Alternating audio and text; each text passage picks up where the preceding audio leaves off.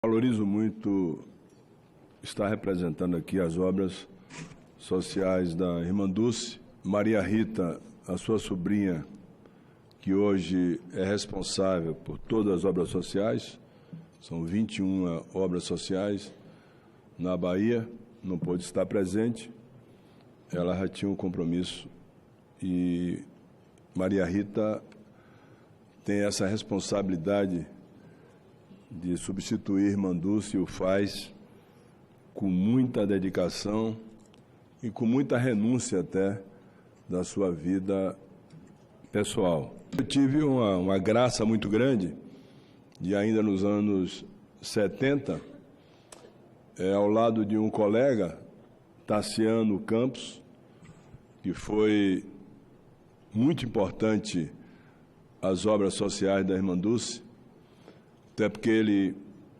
se formou em medicina, era meu colega, eu fazia ortopedia e ele cirurgia geral. E nós começamos a ajudar o hospital. Tassiano Campos, depois de Maria Rita, eu quero fazer homenagem, inclusive, póstuma a ele, que ele já faleceu.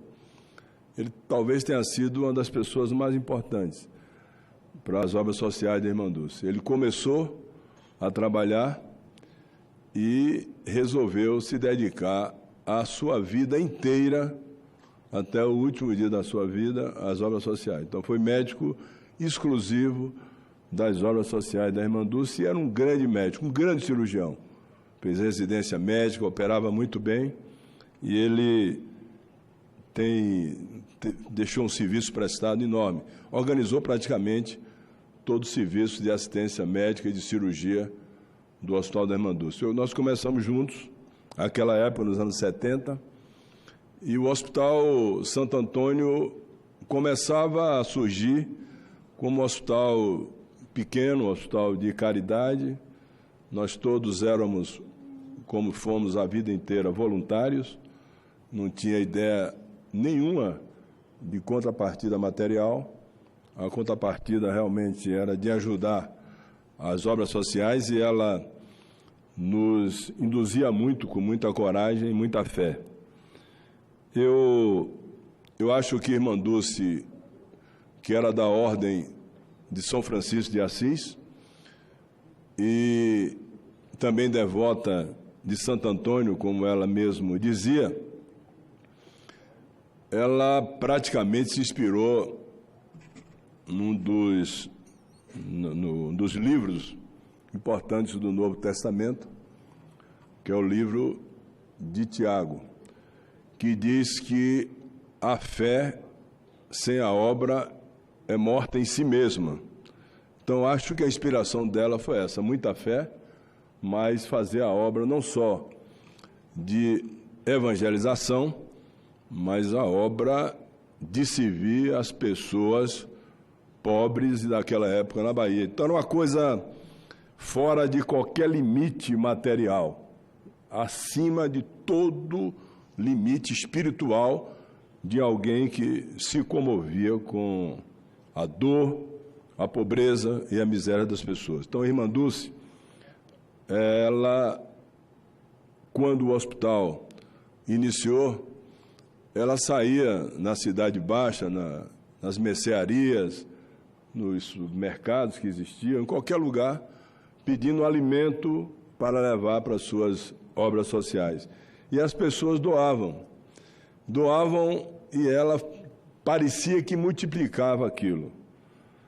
Com a capacidade de doação a quem precisava muito grande, com a solidariedade humana que não conheci em nenhum outro ser humano que convivi até hoje, e já convivi com várias pessoas que também trabalham se dedicando à obra social e não vi ninguém com essa capacidade de superação.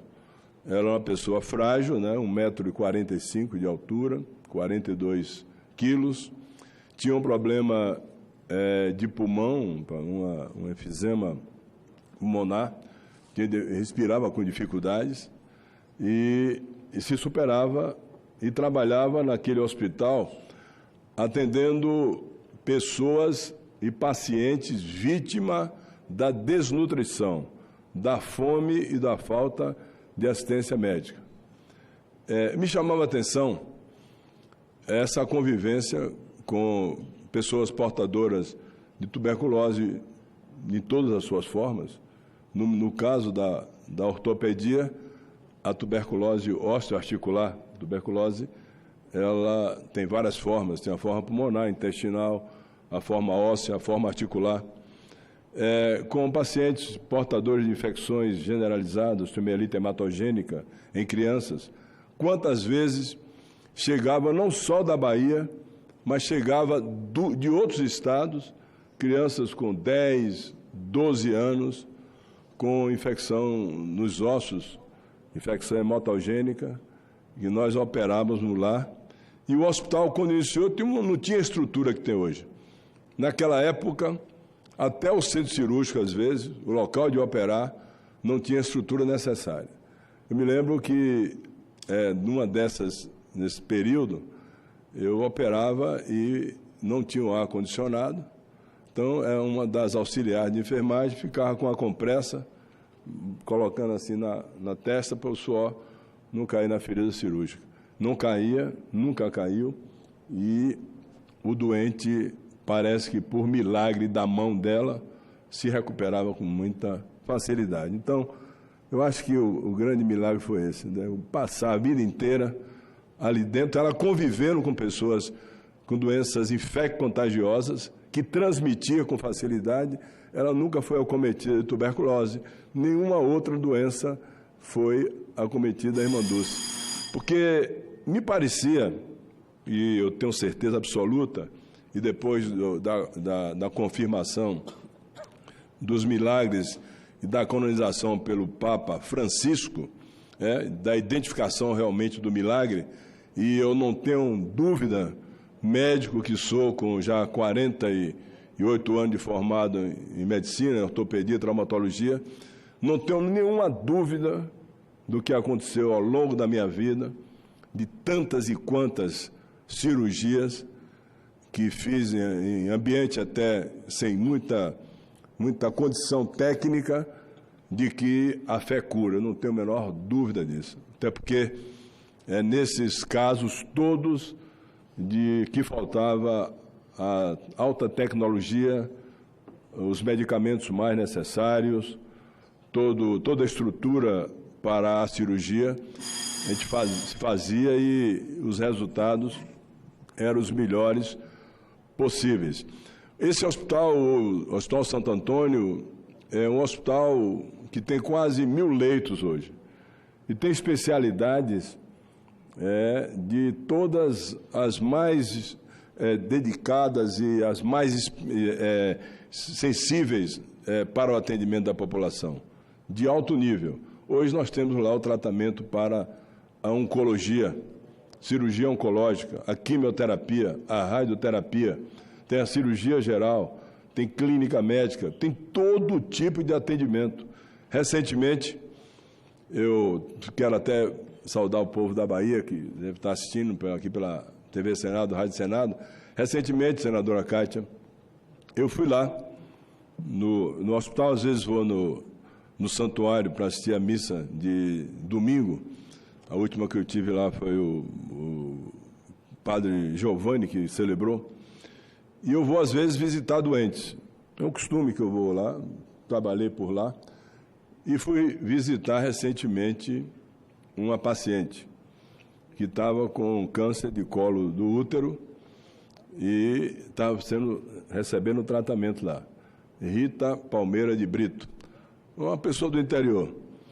E eu fui visitá-la, porque eu acompanhava e via que ela estava precisando, e quando fui procurar, ela que chegou lá com muita dificuldade, e de uma forma assim um tanto quanto sem expectativa, quando eu cheguei no leito dela, que fui visitar a Rita, ela era outra pessoa. A coragem, a força, aquela sensação que ficaria, que recuperaria da sua dor, da sua doença e teria a sua saúde de volta. Então, essas coisas que acontecem de quem se dedica sem a ideia da contrapartida do que vai fazer na formação ou na dedicação da evangelização das pessoas, da recuperação da saúde, na capacidade de querer salvar vidas, é uma coisa que só alguém ligado diretamente a Deus, a Cristo, que tem a fé, pode fazer. E Irmã Dulce tinha essa fé inabalável. Ela conseguia, na sua forma simples de se dirigir às pessoas, falar com os olhos. Pelos olhos dela, você percebia que ela queria executar e que você fizesse aquilo que ela desejava. Bastava olhar e ela estava conquistando. Por isso, ela conquistou autoridades de várias tendências partidárias e ideológicas que se renderam ao seu trabalho. A senadora Cátia falou no ex-presidente da República, do período militar, João Batista Figueiredo, que lá esteve e que ajudou. Ex-governadores, o ex-presidente Zé Sarney colaborou muito e tinha também uma dedicação muito grande a ela. E a outras lideranças empresariais que, com o seu olhar, ela trouxe para ajudar essas obras sociais. Eu podia lembrar aqui o doutor Ângelo Calmon de Sá, que foi até lá ao Vaticano, o já falecido, um dos empresários mais corretos e decentes do Brasil, na época, fundador da empresa Odebrecht, doutor Norberto Odebrecht, já faleceu há muito tempo, que era um homem dedicado às obras sociais da Irmã Dulce. Ele deixou um grande legado de ajuda. Ele era presidente do Conselho das Obras Sociais, ele comparecia, ajudou. Quando não tinha recursos e não tinha o credenciamento do Sistema Único de Saúde, eles ajudavam a pagar a folha.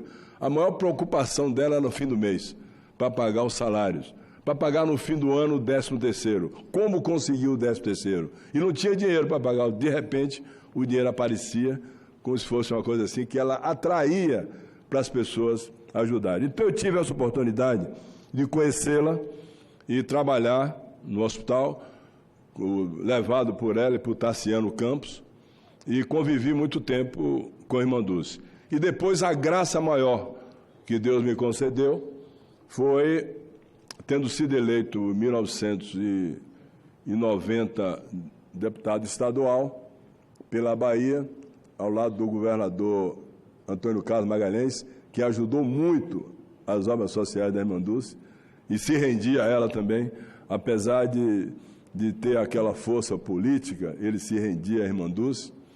Ele me nomeou secretário de saúde.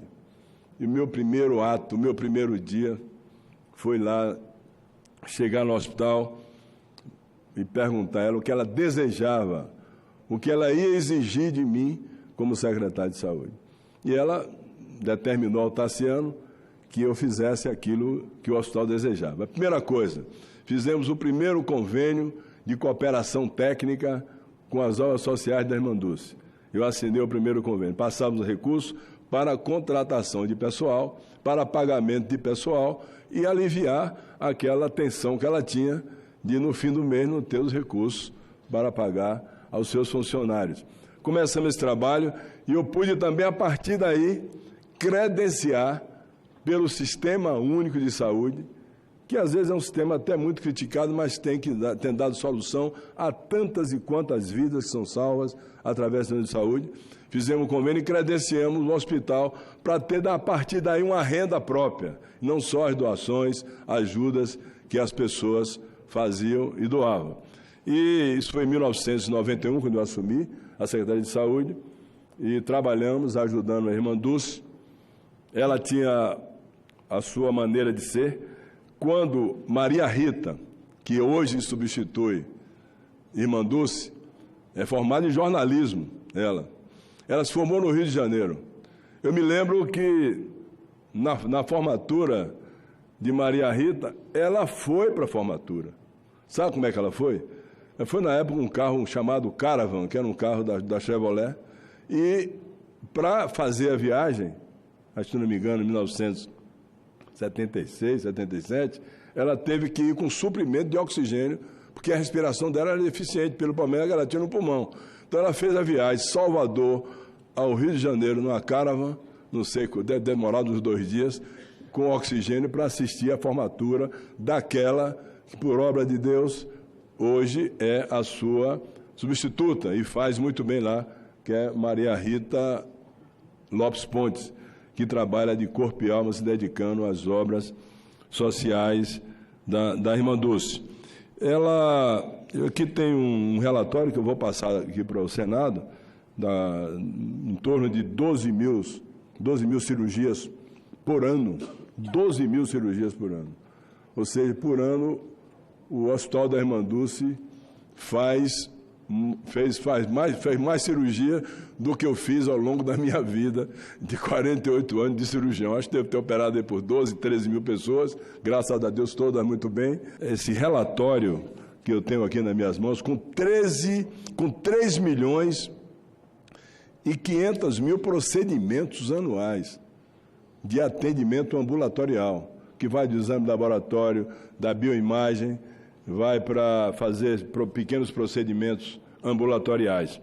Portanto, o Irmã Dulce foi essa alma, esse espírito elevado, essa pessoa de alta luz, como poucas que eu não convivi com ninguém, com essa força espiritual, com esse olhar que determinava aquilo que ela queria fazer, com essa mão que eu tenho certeza absoluta que ajudava a curar a dor, recuperar a saúde, a salvar vidas, que foi e é hoje a Santa Dulce dos Pobres, primeira santa brasileira, para orgulho de todos nós que convivemos com ela, dos baianos e dos brasileiros, e deixa deixa uma história de vida que deve ser seguida por quem tem poder na mão, por quem tem qualquer tipo de poder, para ajudar e estender a mão aberta e levantar as pessoas que, por acaso, caem na dura estrada da vida. Então, a Irmã Dulce, na minha visão, aquela santa que seguiu exatamente o que está em Tiago 2, 14 a 26. A fé sem a obra é morta.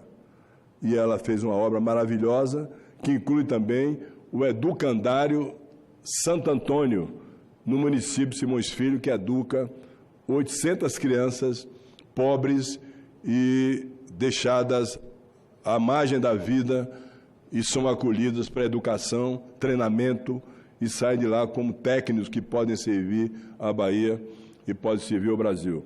A última frase dela, eu vou deixar aqui, que me encantava muito e me seguiu também de exemplo, não só como médico cirurgião, professor da Universidade Federal da Bahia, que fui muito tempo trabalhando e ajudando, operando pessoas que não tinham condição de ter esse tratamento em hospitais privados, né?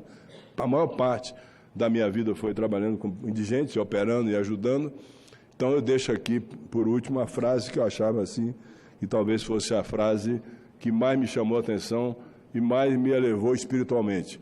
Para ser nobre, tem que estender a mão e elevar o pobre. É isso que eu queria dizer aqui hoje.